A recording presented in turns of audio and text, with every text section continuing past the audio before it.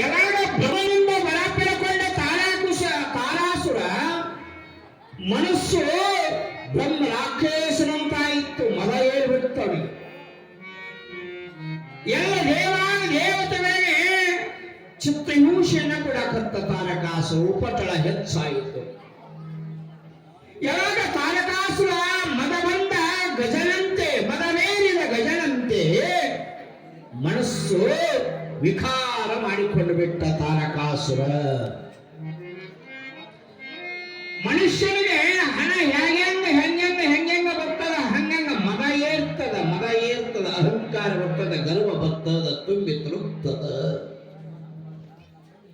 ಅಹಂಕಾರ ಒಂದು ವೇಳೆ ನಮ್ಮ ಮನುಷ್ಯನಾಗ ಬಂತಂದ್ರೆ ಅಲ್ಲಿ ದೇವರು ಇರಂಗಿಲ್ಲ, ಲಿಂಗ ಇರಂಗಿಲ್ಲ, ಯಾವ ಭಾವನೆಗಳು ಇರಂಗಿಲ್ಲ. ಭಾವನೆಗಳಿಗೆ ಅದು ಬೇರೆ ಹಾಕಿ ಬಿಡ್ತೈತಿ ಅಹಂಕಾರ ಅಂತಕ್ಕಂಥದ್ದು. ಕುಲಮದ, ಛಲಮದ, ಯೌವನ ಮದ, ರೂಪನ ಮದ, ನೋಡಿ 8 ಅಷ್ಟಮದಗಳು. ಅಷ್ಟಮದಗಳ ಒಡೆಯ ಈ ತಾರಕಾಸುರನಾಗಿ ಬಿಟ್ಟಾನ. ಸಕಲ ದೇವಾನು ದೇವತೆಗಳ ಸ್ಥಾನವನ್ನು ತಾನು ಪಡೆಕೊಂಡು ನಾನು ಹೇಳಿದಂಗೆ ಇಡೀ ಜಗತ್ತ ನಡಿಬೇಕು ಅನ್ನೋ ಭಾವದಾಗ ಒಬ್ಬರು ತಾರಕಾಸುರ. ಅಧಿಕಾರ ಮದವನ್ನು ಬರ್ತವೆ. ಅಧಿಕಾರ ಮದ ಬಹಳ ಕೆಟ್ಟ. ರೂಪ ಇದ್ರೂ ಕೆಟ್ಟ, ಹಣ ಇದ್ರೂ ಕೆಟ್ಟ, ಗುಣ ಚಲೋದಿರ್ಬೇಕಲ್ಲ. ಗುಣ ಚಲೋ ಇತ್ತಂದ್ರೆ ಇವು ಯಾವಕ್ಕೂ ಅವಕಾಶ ಕೊಡಂಗಿಲ್ಲ. ಮತ್ತೆ ಗುಣ ನಾಶವಾಯ್ತಂದ್ರೆ, ಗುಣ ಕ್ಷೀಣ ಆಯ್ತಂದ್ರೆ ಇವೆಲ್ಲ ಪ್ರಬಲವಾಗಿ ಬೆಳೆಯಕ್ಕೆ ಶುರು ಮಾಡಿಬಿಡ್ತಾವ. ಹಂಗ ತಾರಕಾಸುರನಿಗೆ ಏನಾಗ್ಬಿಡ್ತು, ಯಾರೆಂದರೆ ನನಗೆ ಮರಣವಿಲ್ಲ ಅಂದ ಬೆಳೆಗೆ ನಾ ಜಯಶೀಲನಾಗೀನಿ, ಅಮರನಾಗೀನಿ, ನನಗೆ ಸಾಮೆ ಇಲ್ಲ ಅಂದ ಬೇಕ ಇದೆಲ್ಲ ನಂದೇನು ಭಾವದೊಳಗೆ ಬೆಳಕೊಂತ ಎಲ್ಲ ದೇವಾಣ ದೇವತೆಗೆ ಸಲ್ತಕ್ಕಂಥ ಹವಿರ್ಭಾಗ, ಪೂಜೆಗೆ ಸಲ್ತಕ್ಕಂಥ ಯಜ್ಞ ಯಾಗಾದಿಗಳಿಗೆ ಇರ್ತಕ್ಕಂಥ ಆ ದೇವತೆಗಳ ಮುಟ್ಟತಕ್ಕಂಥ ಎಲ್ಲವೂ ನನಗೆ ಸಮರ್ಪಿತವಾಗಲಿ, ಈ ಜಗತ್ತಿನ ಒಡೆಯ ನಾನೇ ಅನ್ನುವಷ್ಟರ ಮಟ್ಟಿಗೆ ಅಹಂಕಾರ ಬಂದ್ಬಿಡುತ್ತೆ ತಾರಕಾಸುರನಿಗೆ. ಅವಾಗ ಶಿವನ ಭಟೋಲಗದೊಳಗ ಬ್ರಹ್ಮ ವಿಷ್ಣು ಸಕಲ ದೇವಾನ ದೇವತೆಗಳ ನಾರದರ ಸಮೇತವಾಗಿ ದಧೀಚಿ ಮಹರ್ಷಿ ಎಲ್ಲರೂ ಕೂಡಿಕೊಂಡು ಸಭೆ ನಡೆಸಿದರು. ತಾರಕಾಸುರನ ಉಪಟಳ ಹೆಚ್ಚವಾಗಿದೆ. ದುಷ್ಟರ ರಕ್ಷಕನು ಶಿವನು. ದುಷ್ಟ ರಕ್ಷಕನಾಗಿರ್ತಕ್ಕಂಥ ಶಿವ ಹೋಗಿ ಕೈಲಾಸದಾಗ ಪರ್ವತ ವಿಧಾನದೊಳಗ ಜಪತಪಾಗಳನ್ನು ಮಾಡ್ಕೊಂತ ವಿರಾಗಿಯಾಗಿ ಬಿಟ್ಟಾನ. ಸತಿ ವಿಯೋಗದಿಂದ ವಿರಾಗಿಯಾದ ಪತಿ ಪರಮಾತ್ಮ. ಪತಿ ಹೋಗಿ ಪತಿದೇವನಾಗಿರ್ತಕ್ಕಂಥ ಮಹಾದೇವ್ ಹೋಗಿ ವಿರಾಗಿಯಾಗಿ ಅಂದ್ರೆ ವೈರಾಗ್ಯದಿಂದ, ಸತಿ ವಿಯೋಗದಿಂದ ಅಂದ್ರೆ ಸತಿಯನ್ನ ಕಳಕೊಂಡ ಮಹಾದೇವ ಹೋಗಿ ತಪಸ್ಸಿ ಕುಂತಾನ. ತಾರಕಾಸುರನ ಉಪಟಳ ಹೆಚ್ಚಾಗಿದೆ. ಹಂಗಾಗಿ ಪರಿಹಾರವೇನು ಅಂತ ತಿಳ್ಕೊಂಡು ಎಲ್ಲಾ ಗಣಗಳು ಕುಳಿತುಕೊಂಡು ವಿಚಾರ ಮಾಡಕತ್ತು ಅವಢೋಲಗಳು. ಹಾಗಾಗಿ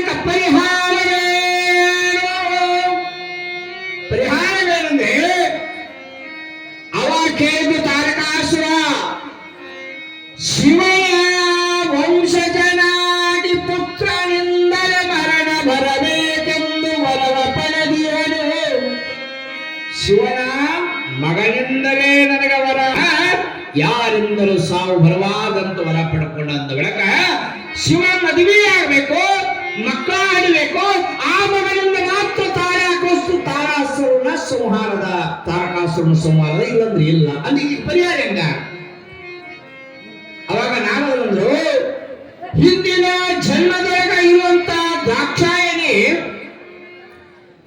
ಅಗ್ನಿ ಆಹುತಿ ಆಗುವಾಗ ಪರಮಾತ್ಮನಲ್ಲಿ ಒಂದು ಬೇಡಿಕೊಂಡು ಆಹುತಿಯಾಗ್ಯಾಳ. ಏನಂತ? ಏಸ ಜನ್ಮ ಬಂದರು, ಮುಂದಿನ ಜನ್ಮ ಬಂದರು ಪತಿ ನನಗ ಪರಮಾತ್ಮನೇ ಆಗಿರಬೇಕು ಅಂತ ತಿಳ್ಕೊಂಡು ಆಹುತಿಯಾಗ್ಯಾಳ. ಆ ಸತಿ ಆ ದ್ರಾಕ್ಷಾಯಣಿ ಪರ್ವತರಾಜನ ಮಗಳಾಗಿ ಪಾರ್ವತಿಯನ್ನು ಜನನವಾಗಿದ್ದಾರೆ. ಯಾರೋ ಪರ್ವತರಾಜನ ಮಗಳಾಗಿ ಪಾರ್ವತಿಯಾಗಿ ಹುಟ್ಟಳ. ಆ ಪಾರ್ವತಿ ಪರಮಾತ್ಮ ವಹಿಸಿಕೊಂಡು ವಿವಾಹ ಮಾಡಬೇಕು. ಅಲ್ಲ, ಅವರ ತಾರಕಾಸುರನ ಸಂಹಾರವಾಗಬೇಕಾಗಿದೆ. ಇಲ್ಲಿ ಇದು ಹೆಂಗ್ ಪಡ್ಕೊಂಡ ತಾರಕಾಸುರ ಅನ್ಬೇಕ.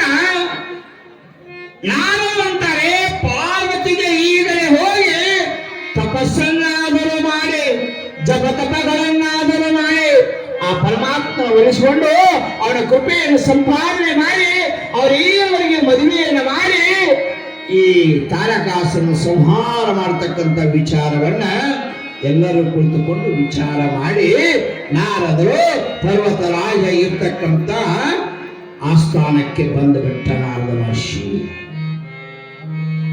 ಯಾವಾಗ ನಾರದರು ಬಂದರು, ಪಾರ್ವತಿ 10 ವರ್ಷದ ಮಗಳಾಗಿದ್ದು 10 ವರ್ಷದ ಮಗಳಾಗಿದ್ದು.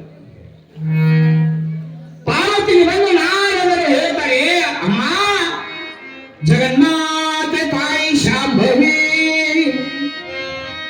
ನೋಡವ ಪಾರ್ವತಿ, ಹಿಂದಿನ ಜನ್ಮದಾಗ ವೃತ್ತಾಂತವನ್ನ ನಿನಗೆ ತಿಳಿಸಿ ಹೇಳ್ತೀನಿ.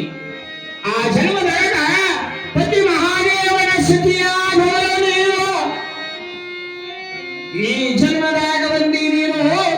ಈಗಲೂ ಕೂಡ ತಪಸ್ಸನ್ನ ಮಾಡು, ಜಪತಪಗಳನ್ನ ಮಾಡು, ಅನಂತ ವರ್ಷ ಮಾಡಿ ಪರಮಾತ್ಮನ ಒಲಿಸಿಕೊಂಡು ಅವನನ್ನ ವಿವಾಹವಾಗಬೇಕಾಗಿದೆ. ನಿಮ್ಮೀರುಗಳ ವಿವಾಹದಿಂದ ಜಗತ್ ಕಲ್ಯಾಣವಾಗಬೇಕಾಗಿದೆ, ತಾರಕಾಸುರನ ಸಂಹಾರವಾಗಬೇಕಾಗಿದೆ ಅಂತ ತಿಳ್ಕೊಂಡು ನಾರದ ಮಹರ್ಷಿ ಬಂದು ಪಾರ್ವತಿಗೆ ಹೇಳಿದ. ಹಾಗಾದ್ರೆ ಹೇಗೆ ಮಾಡಿರುವ ದೇವರು ಒಲಿತಾನೆ? ದೇವರು ಒಲಿಬೇಕಾಗಿದ್ರೆ ಏನ್ ಮಾಡ್ಬೇಕು? ಏನ್ ಮಾಡಬೇಕು? ದೇವರು